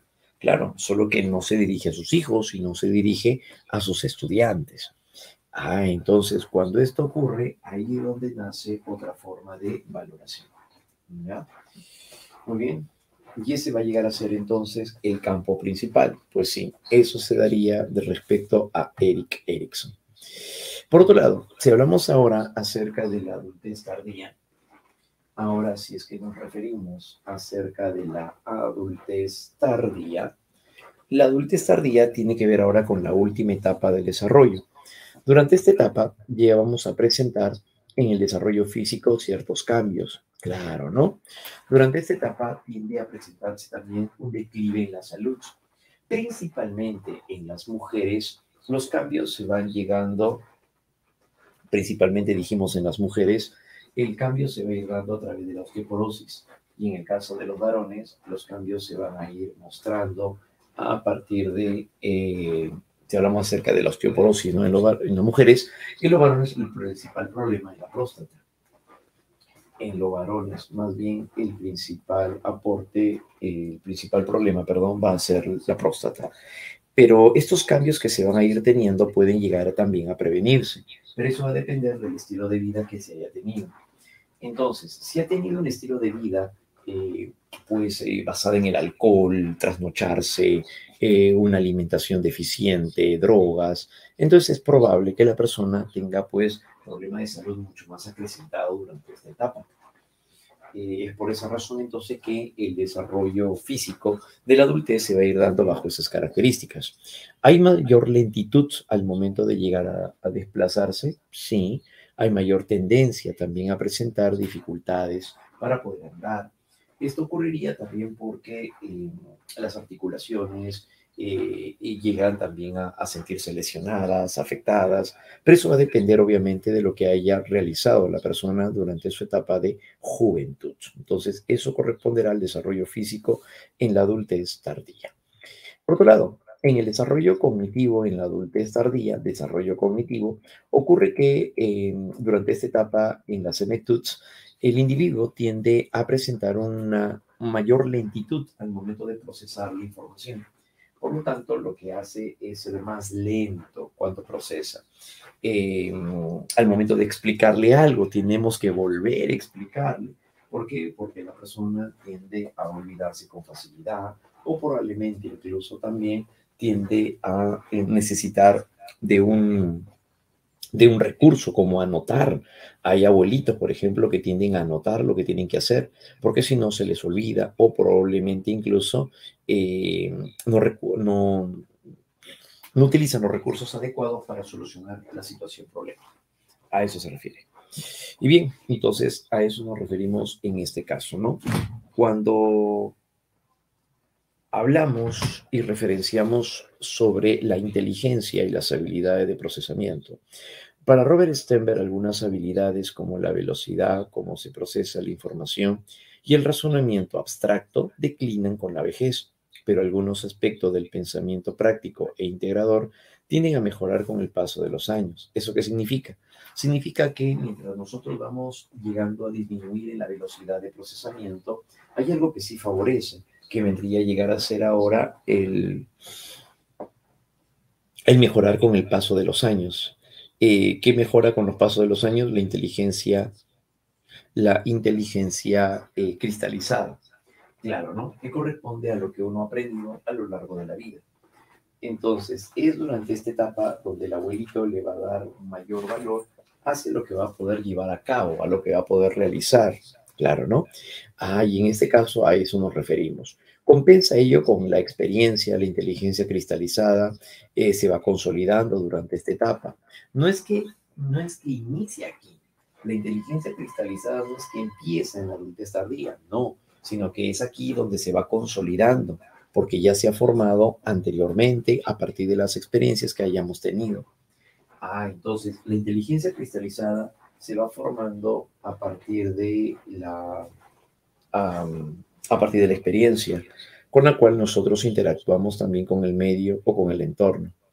Entonces es ahí donde se presenta paulatinamente la disminución también de la memoria de corto plazo, lo cual haría que el abuelito tienda a olvidarse acerca de ciertas cosas, lo que tenía que hacer, lo que tenía que armar, reparar, entre otros. Entonces, la memoria, sobre todo, va a llegar a ser uno de los aspectos claves por los cuales los abuelitos tienden a presentar mayor deficiencia, sobre todo porque están más afectados en cuanto a los procesos cognitivos, sobre todo ligados en este caso a la memoria. Ligados, entonces dijimos de esta manera hacia la memoria. Bien, eso entonces es lo que va a llegar a caracterizarlo, ¿no? Y bien, por ese lado entonces es allí donde se implica este tipo de expresión. Por otro lado, llegamos también hacia el desarrollo psicosocial, claro, ¿no? ¿Y qué sucede ahora aquí? Durante esta etapa, en la adultez tardía, sucede que el abuelito tiende más bien a buscar un quehacer, sentirse útil. ¿Por qué? Porque cuando ya presenta el tiempo libre, ahora a qué podría llegar a dedicarse. El tiempo libre, ¿cuál sería entonces la principal expresión? Si hablamos acerca de esto, el tiempo libre, entonces se le da un valor altamente significativo a partir de esto. ¿Y cómo es que el individuo se va a ir desarrollando? Entonces, la jubilación evidencia, sí, la necesidad de buscar opciones para el uso del tiempo libre. Ujú. Entonces, de esta manera, el tiempo libre tiene un sentido muy importante. Afronta así pérdidas personales y la inminente proximidad ante la muerte. Las pérdidas personales se darían como cuando el abuelito llega a perder al cónyuge, entonces se siente solo. Claro, ¿no? Los hijos van a tener obviamente su propia familia, van a llegar a realizar o ya están construyendo incluso su propia historia. Pero los abuelitos cuando pierden al cónyuge, al compañero, se sienten vacíos y no quieren llegar a sentirse tampoco una carga, dicen ellos, para los hijos. Entonces, de esta manera buscan realizar actividades que puedan favorecer también, ¿no? Y sentirse útiles. Por esa razón, tienen a ayudar a los hijos, a recoger a los hijos del kinder, por ejemplo. Claro, ¿no? De esa manera. Y por otro lado, aparece la visión también retrospectiva. En una visión retrospectiva es cuando se mira hacia el pasado, se le da un gran valor hacia el pasado. Y el pasado tiene que ver mucho con eso.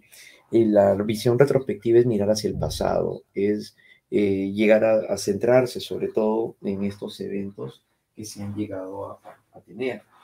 Y el pasado está íntimamente ligado, está íntimamente relacionado con los momentos de familia, con lo que se ha compartido en los momentos de familia. A eso se refiere, ¿no? Entonces es ahí donde se produciría el llamado nido vacío.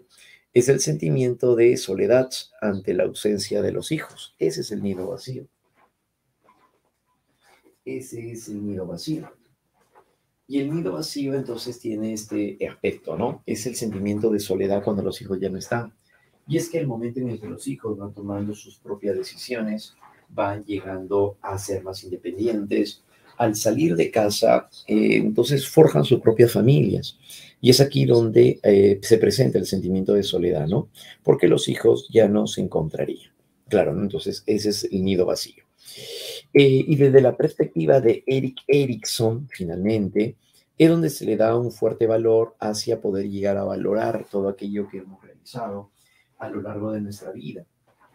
Como por ejemplo en este caso, nos referimos a que el abuelito es capaz de darle un sentido a todo lo que hemos venido realizando. Como por ejemplo, ¿no? El haber llegado a cultivar una amistad, el haber tenido hijos, el haber tenido una esposa, haber terminado una carrera. Entonces, ¿valió todo eso? ¿Tuvo un valor significativo?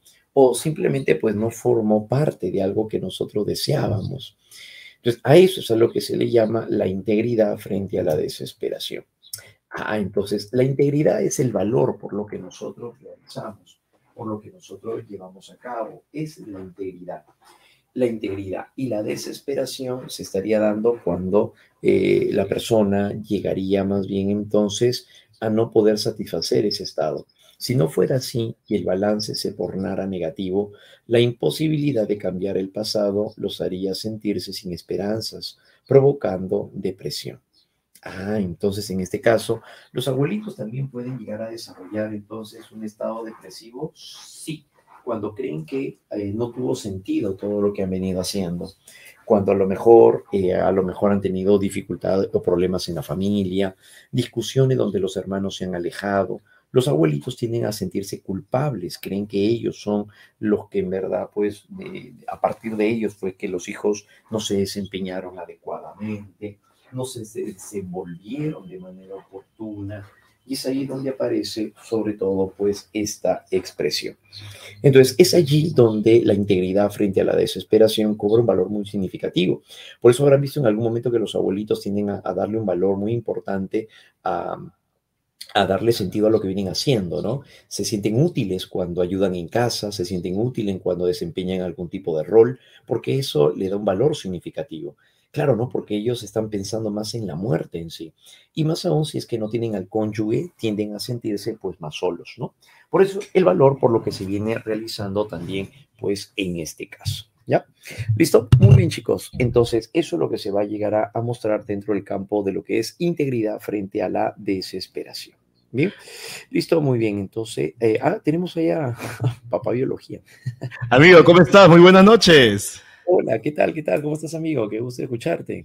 Acá, justamente, viendo cómo estás con los tetrápodos. Cuéntame, ¿están desesperados o están íntegros? ¿Cómo están ellos? No, no, no, está muy bien. Sí, sí, así es. Están repasando y los chicos también durante todo el proceso se han llegado a mantener también bastante activos, bastante participativos, sobre todo dentro de lo que vamos desarrollando. Y como son varios temitas y varios conceptos que hay que ir manejando, entonces por eso aprovechamos para poder avanzar la parte del repaso con conceptos y palabras clave.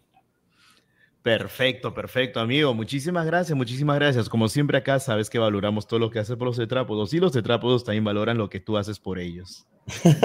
Sí, sí, así es, amigo. Muchas gracias, Marín, también, porque sí, es un ambiente bastante adecuado también que desarrollamos con los chicos y sobre todo, sí, la clase también fluye de manera favorable. Perfecto, perfecto, amigo. No te quito más tiempo entonces. Sí, le voy a mandar saludos a Barnal, no te preocupes.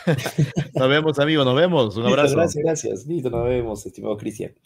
Listo, muy bien, chicos. Entonces, a partir de ello es donde cerramos esta idea de lo que va a llegar a ser el desarrollo humano. Con esta parte, nosotros vamos a irlo integrando entonces dentro de lo que hemos ido revisando, ¿no? Muy bien, ahora, al regreso de en nuestro break que vamos a ir teniendo, recordemos que falta lo que va a ser el repaso ahora de filosofía, que es la que viene a continuación, y de ahí comenzamos a resolver la parte de nuestro material práctico. ¿Ya, muchachos? Recuerden que lo estamos dejando para el final, el material tanto de psico como de filo, para poderlo trabajar obviamente sobre la base primero del repaso que estamos haciendo, porque el contenido es amplio, y se viene ya dentro de una hora que regresemos de nuestro break, tenemos ahí la parte de filosofía. ¿Ya, chicos? Una hora, sí, muy puntual también de nuestros temas que hemos ido avanzando y desarrollamos el material. ¿Ya? Listo, muy bien, chicos, excelente. Entonces, al regreso, culminamos ya con la parte de filo y el desarrollo de nuestro material práctico. ¿Ya? Muy bien, jovencitos, genial. Entonces, hasta aquí vamos a llegar entonces en este breve momento y ya nos encontramos para el regreso entonces de lo que nos falta revisar. Muy bien, chicos, nos vemos entonces. Un abrazo, aprovechen su break también para comer, para alimentarse, estirarse y de ahí regresamos. Listo, muy bien, chicos, nos vemos. Chau, chau, chau, chau, regresamos.